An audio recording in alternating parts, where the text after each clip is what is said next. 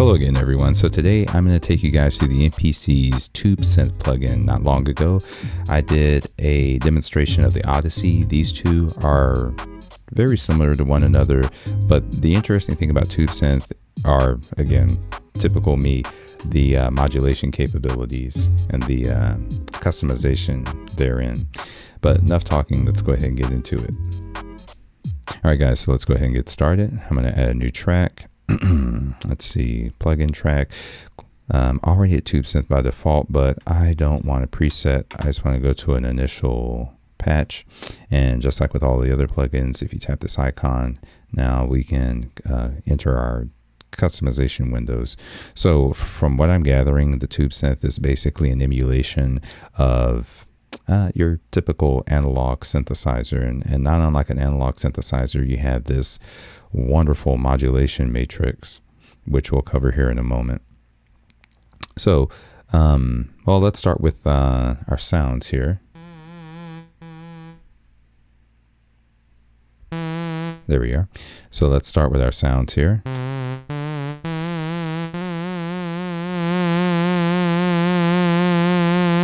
Good. All right, perfect. So this is a dual oscillator synthesizer.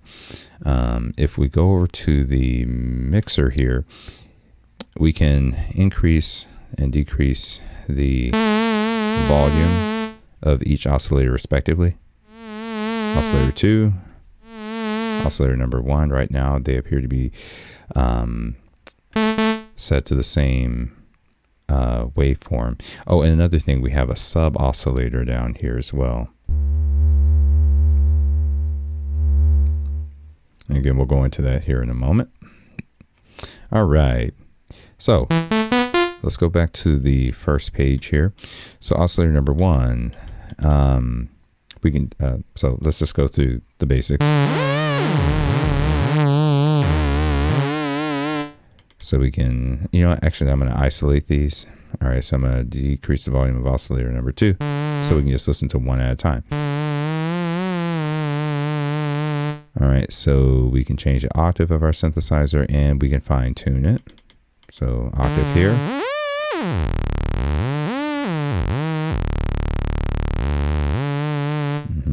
And then fine tune right here. Okay, let's go back over here. We can change our waveform. So we have pulse, square, sawtooth, and finally triangle. No sine wave. But then again, the sine wave is one of the modulators. It's one of the LFO modulators, which I'll jump into here in a moment. All right, next up. All right, we have this quad feature. Basically what it does is it creates a 4-voice oscillator. Cool thing about these voices is that you can, by way of this dial right here, you can detune them.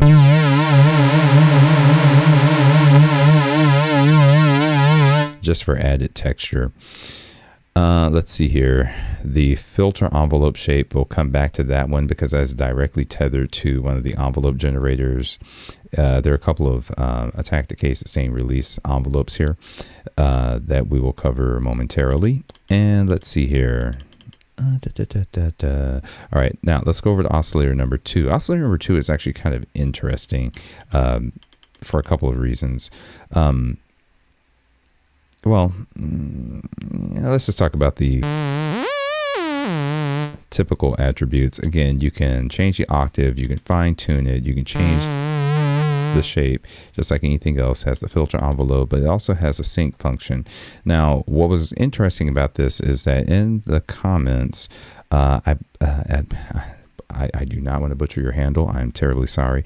It's Koppler.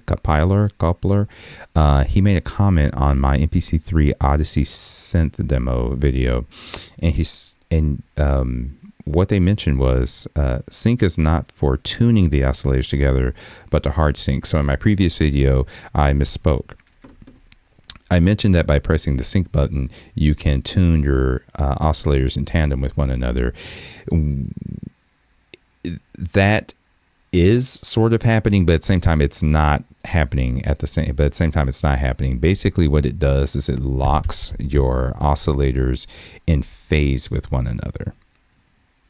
So it just basically makes it to where your triangle wave, so let's just say if I have a square wave here and a triangle, a sawtooth wave here, let's just do it that way. Well, if I increase the volume on oscillator number 1 and oscillator number 2, you get this. Interestingly enough, I can actually change the phase of this oscillator. Basically, it just changes. It basically just alters where it alters the initial starting point of the waveform. So these waveforms are, for the most part, trigonometric, right? They move in 360-degree cycles.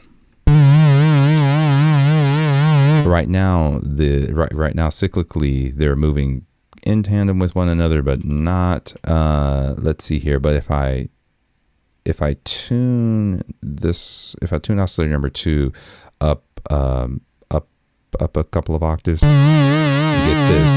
But if I sync them, then what winds up happening is the phases are locked into one another. A hard sync, if you will.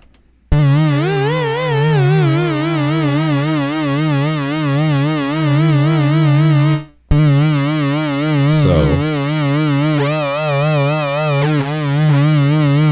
in spite of the tuning or the frequency at which the oscillators move or oscillate, they're hard synced to one another. So the detuning is not as ostensible. Another thing I want to point out is, let's go back to oscillator number 1 for a moment. Every time I trigger a sound or open the gate of the synthesizer, so to speak, you get this kind of weird vibrato, right? But here's the thing, we didn't program any modulation. As a matter of fact, this is an initial patch. It shouldn't do that, right? Well, with the TubeSynth, if we go over to LFO and we look at LFO number 1, LFO number 1 is automatically locked or patched to the pitch of the oscillator. I don't know why, but it just does that, right? It's just how the initial patch is set up. If I double tap where it says pitch and just simply turn this off, that weird pitch vibrato goes away, which takes me to my next point. So over here on the LFO side, you have what I like to call, what I commonly refer to as a modulation matrix. But in reality, all it's doing is it's just emulating what a modular synthesizer would do. So say, for example, if we have a LFO, and I mean, we have different waveforms here: square, saw up, saw down, pump. What is pump? That's weird. I've never heard of a pump. I've never heard of a pump waveform, right? Or a pump shape, but we'll see. All right. Drift. That's another one. So now, okay, so now we're just using verbs to describe our waveforms. Sample and hold, one of my favorites. For right now, we'll keep it simple. We'll just stick with the sine wave.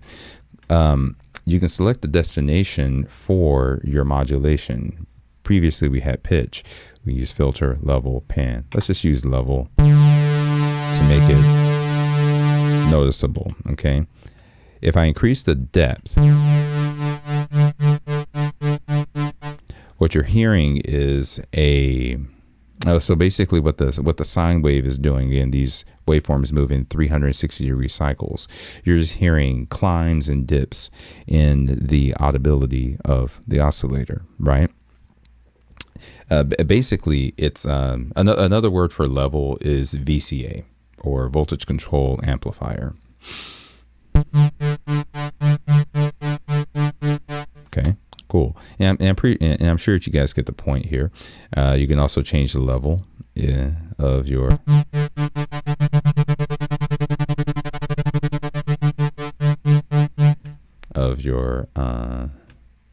sorry, not level, but you can change the rate or the frequency of your LFO. Okay. All right. Next up, we have a fade, right? So this is a let's see here. 0 seconds, fade in, fade out. Okay, cool. So it's a bipolar knob. Okay, so on the negative end or the left end, you can fade your LFO out, or on the right hand side, you can allow the effect of the LFO to fade in. Basically a delay effect for your LFO. Similarly, LFO 2 does the exact same thing. Now the cool thing about LFO, oh wait a minute, they both do that. Sorry, boom, boom. Yeah, you can I didn't talk about that. You can use, instead of using frequencies, you can use you can lock the rate to a tempo almost. Quarter notes, let's see, a quarter note, let's see, quarter note triplets, eighth notes, 16th notes, etc., etc.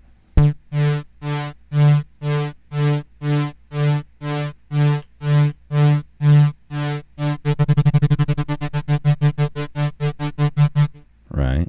And again, that's all, and again, these are all tied to the oscillator in and of itself, or a back-end modulator for your oscillator. I try to imagine patch cables, not unlike what's going on over here.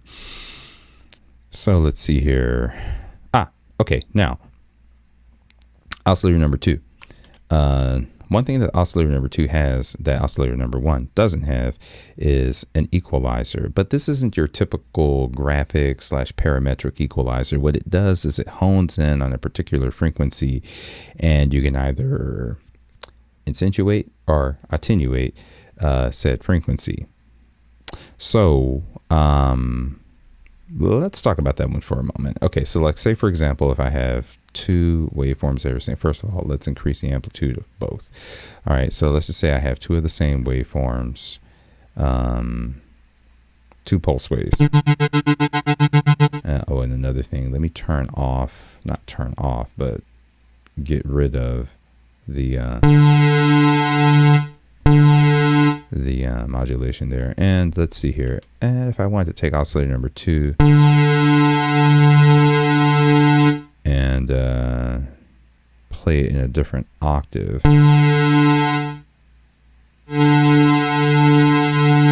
Hold up. Wait a minute there. There we are. Just turn off the sync. There we are.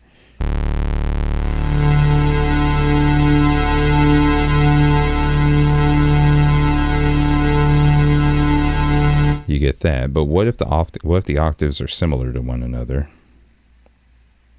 Let's see here. Oh, I'm fine tuning.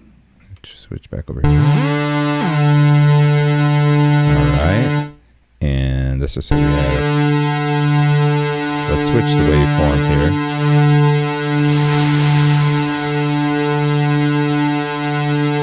All right, so now because they're sounding off simultaneously, and because I have this quad and because I have this quad function turned on oscillator number 1, it kind of drowns out oscillator number 2 at this particular frequency range, right? So what I can do with oscillator number 2 is I can find a see, this is kind of, let's see, we're octave number 8, so we're still sort of in the mid range. Let's go to maybe 1500 hertz, or 1500 hertz here, and let's increase the amplitude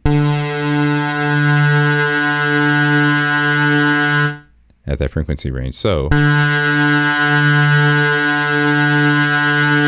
So now you can hear more of those square wave attributes, and just by honing in on that frequency. We can do some frequency sweeping to find that sweet spot.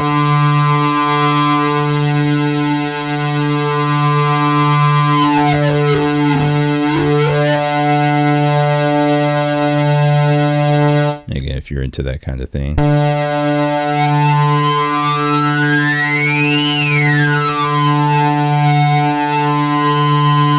All right, and if we want to, we can increase the drive just to bring out some additional harmonics there.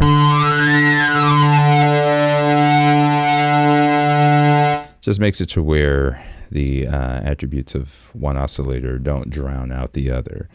And you can use your equalizer for that. But not only is it good, again, you can accentuate, or you can dial it down. You can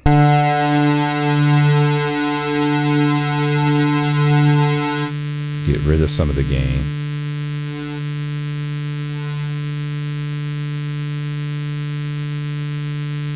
By increasing.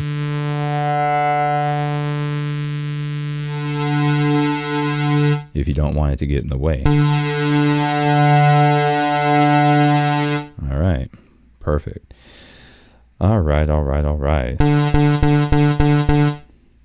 Let's see here. We also have a ring modulator.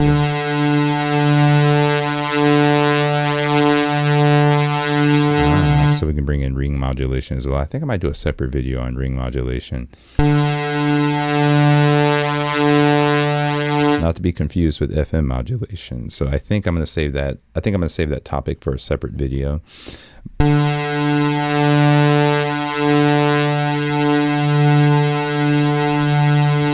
Okay. All right.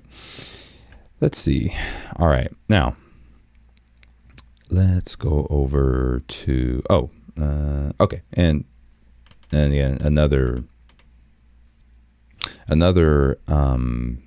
typical feature is your filter cutoff. And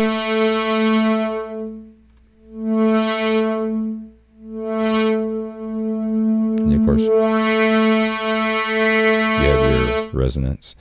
Again, another harmonics based kind of accentuation. All right, now let's go over here to some of the attributes of the low pass filter. So you have a slope, saturation, envelope, and key track. Okay, so whenever you trigger a filter cutoff, there is an, how can I put this? There is an, basically what a filter does is it attenuates it attenuates frequency points depending on where your filter cutoff is dialed. This is actually kind of cool because you're afforded the capability of controlling the amount of attenuation. So like say for example, if I take the filter cutoff and I do this, right? If I go over here, right now there's 0 decibels of attenuation occurring at this frequency range. The more I increase this, the less audible it becomes, because right now we're decreasing the amplitude of that frequency band by 24 decibels. And I can sweep through, do the exact same thing. It's just another way of controlling how your frequency cutoff behaves. All right, saturation. You can add or remove harmonics. Add a particular frequency band. Very subtle, but effective. Envelope, we'll come back to that. And key tracking, I covered this with the Roland Boutique series. So basically, the pitch of the oscillator ultimately determines the effectiveness of the filter cutoff. It's just another modulation point, another dynamic modulation point. Helps. It just kind of helps your patch or your sound from being stagnant. Okay. Let's talk about envelope generators here. We have filter envelope and an amp envelope. I'll start with the amp envelope. As the amp envelope, it's pretty much responsible for audibility. So remember, I'm not going to call it an amp envelope, but more or less it's basically a VCA envelope, which is basically the same thing. Voltage control amplifier, VCA. So just like I mentioned before with the previous synth video, the Odyssey synth video, you have 4 phases of an envelope generator: your attack, decay, your sustain, release.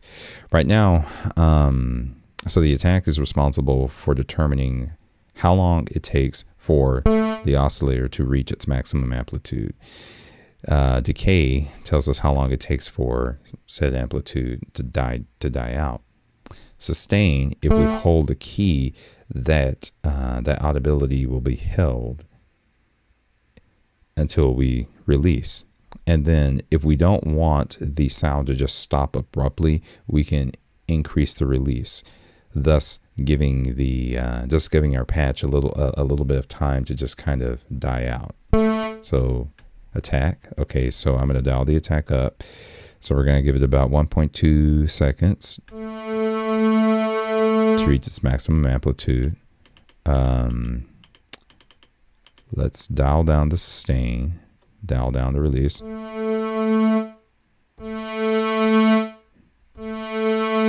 Okay, let's add a little bit of decay there.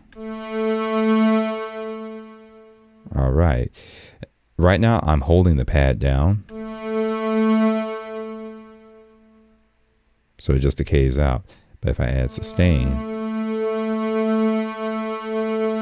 we have more sound, and then once I release, it stops abruptly. But if I add release time, it takes a little bit of time to die off. And that is our crash course on amp envelopes. The filter envelope does the exact same thing. The only difference is it controls how the filter works. And again, I explained this before, but try to think of the envelope generator try to think of the filter's envelope generator as an automatic knob turner. So if the attack is dialed down to 0, the filter cutoff moves from 0% to 100% in less than 1 second, or pretty much instantaneously. 1 millisecond, pretty much instantaneous, right? The decay tells us how long we want our filter effect to last. Sustain, it's sort of like this. If I hold the pad, it won't waver. So basically the filter effect won't waver, or it won't die out.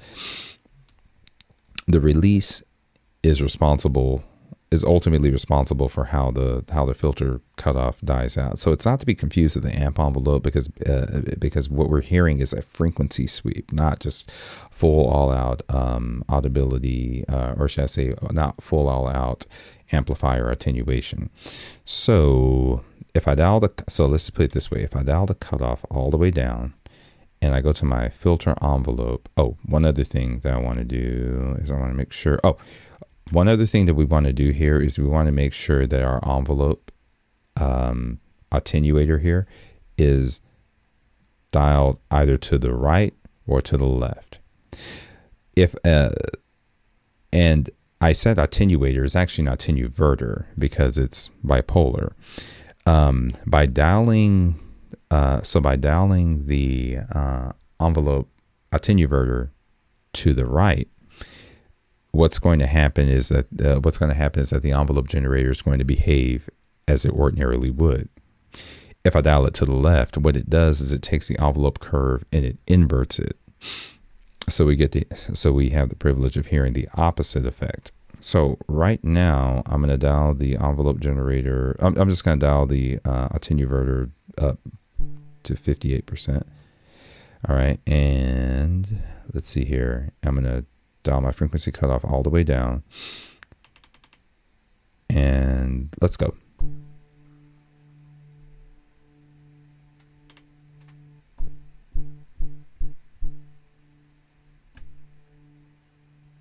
Not getting too much of anything right now, but let's see here. Dial this down.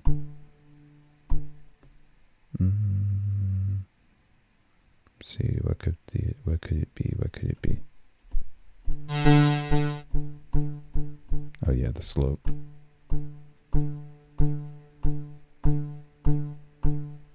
See, right now, the envelope is opening almost instantaneously. Now let's mess around with the decay.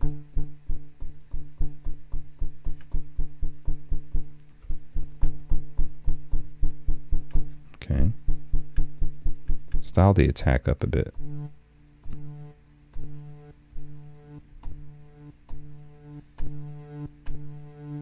Let's add a little bit of saturation to that.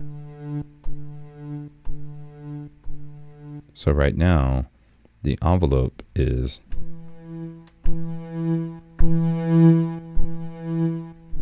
gradually opening the filter.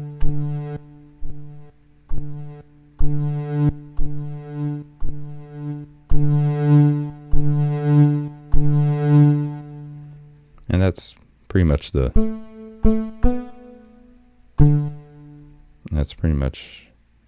it for the filter envelope. So for the most part, the synthesizer is doing pretty much what any typical synthesizer would do.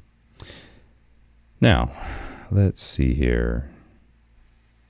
Let's talk about envelope number 3 here.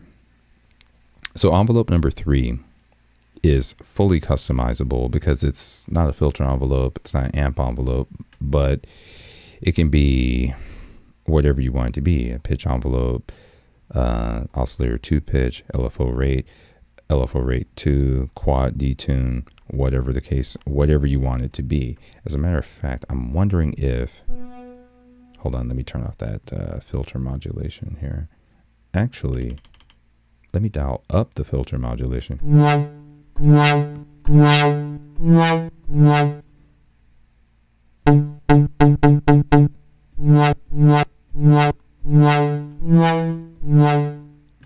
And let's see what we can do with oscillator number 3. Now there was something I wanted to, oh yeah, this. So say for example,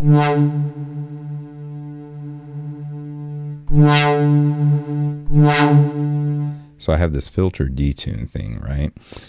Well, if I wanted to, I could use envelope generator number 3, create a curve, and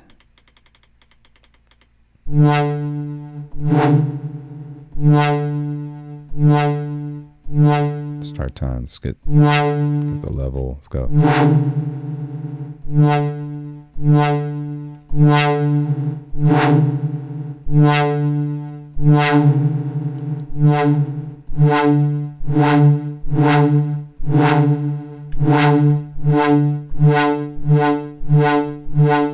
So now I can use envelope number 3 to control. Well, basically, all I'm doing right now is I'm creating an envelope generator curve that directly affects quad detune.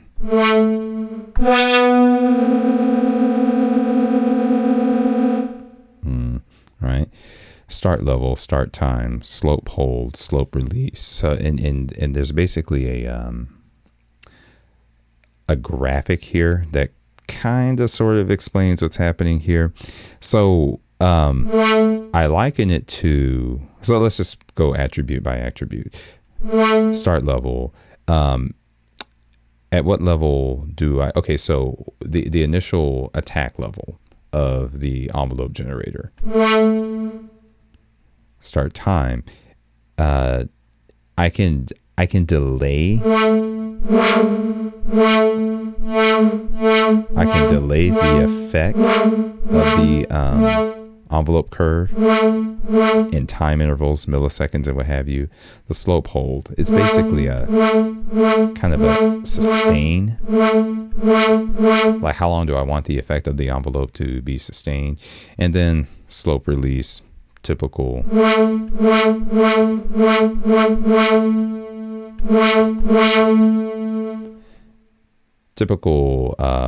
The typical release attribute of an envelope generator. So I would recommend experimenting with envelope generator number 3 because there's so many things that can be done, right? I'll leave it at detune for right now, but again, you can modulate LFO rates, oscillator shapes, whatever it is you want. All right, so let's take a moment and let's step back to oscillator number 2. Notice this: if you dial oscillator number 2's octave all the way over to the far left, all of a sudden it becomes an LFO. Okay, here's the thing: when we're on the LFO page, there was no third LFO or anything indicative of a third LFO or anything about oscillator number 2 becoming an LFO. That's because at the very bottom here, you have a third modulator, and what you can do is you can dial in the source of that modulator.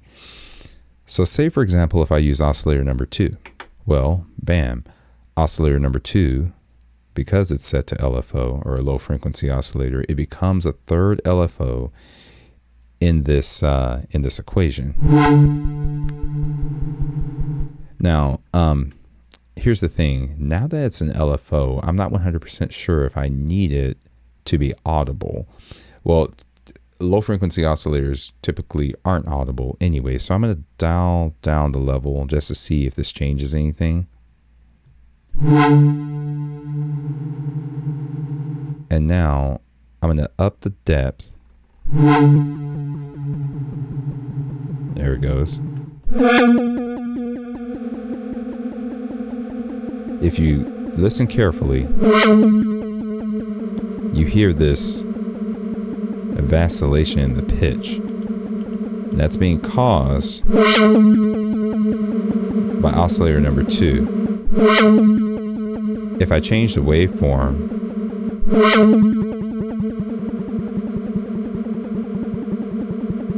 now let's go over here and let's dial down that filter envelope modulation. As a matter of fact, I can just do that here. Just set this to 0. So now all I have to do is just go back to my filter.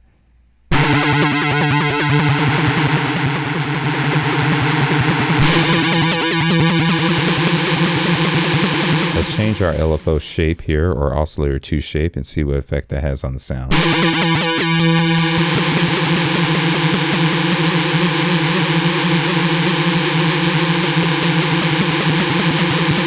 Sync it up.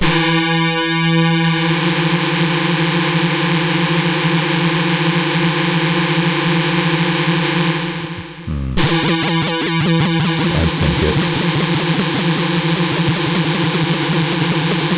Let's change the frequency ever so slightly.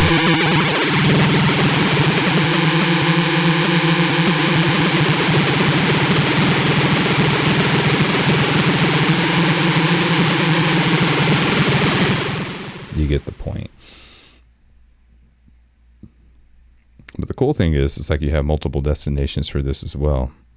What's funny about this is I can use oscillator number 2 to change oscillator number 1's shape.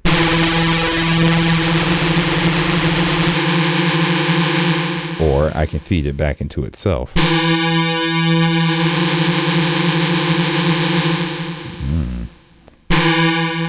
This is getting a lot of fun. All right, so I can add another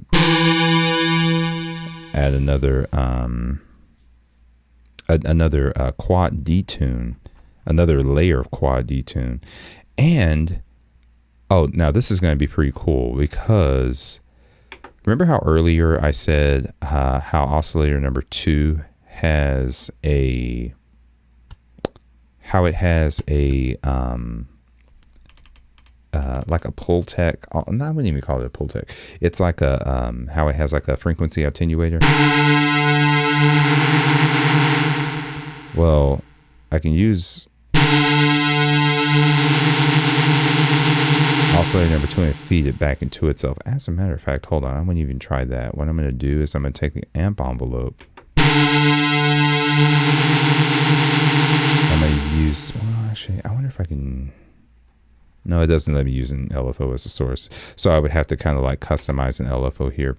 I was trying to see if I could use an LFO to like sweep oscillator number 2's frequency back and forth, but if oscillator number 2 is set to an LFO itself, then it kind of defeats the purpose. But that's what this particular section of the modulation matrix is designed for. And again, I like the fact that they gave LFO, not LFO2, but oscillator number 2 that attribute, because not unlike the Behringer Model D, which has 3 oscillators. The third oscillator of the Behringer Model D can be used as a modulator in and of itself once you set it that way. It's actually it can be set as a modulation source rather. All right, so let's see. Now, is there anything else that I failed to cover in regard to this? Let's see here. I think I pretty much covered all this. This setup page right here. Well, for the most part, for the most part, it's not macro controls, but overall controls. You can control your polyphony, 4 voice. What is it? 1 to 4 voices.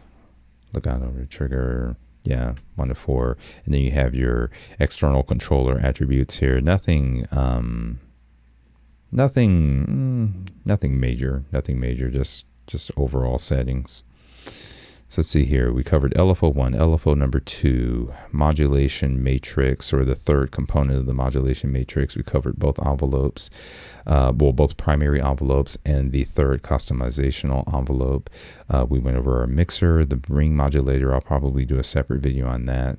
Just as a, I'll go over the ring modulation discipline, I guess you would say. Just a deep dive into ring modulation, which shouldn't take long. There is one thing I did not cover, and that's the filter envelope as it relates to the shape. So basically, you can use your filter envelope to modulate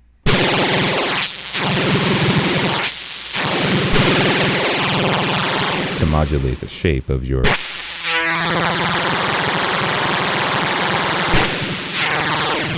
You can use the filter envelope to modulate the shape of your oscillators. Okay, so now this has gotten kind of wild, but that's pretty much the point of it. This is actually a really, really interesting synthesizer as it relates to sound design, customization. I'm really, really liking the idea of these customizable patch points as well. It just reminds me of modular synthesis. So for the most part, that's pretty much it when it comes down to the TubeSynth. All right, guys, so that pretty much does it for the MPC TubeSynth.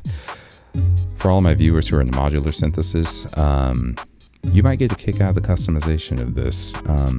It's not as flexible as your typical modular synthesizer, but I do appreciate the fact that Akai, or whoever the developer is of the synthesizer, I'm happy that they worked in those customizable patch points, sources, destinations, etc., etc.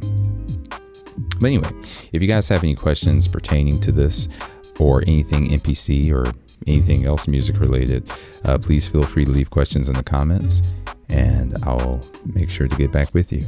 All right, guys, take care. Thanks.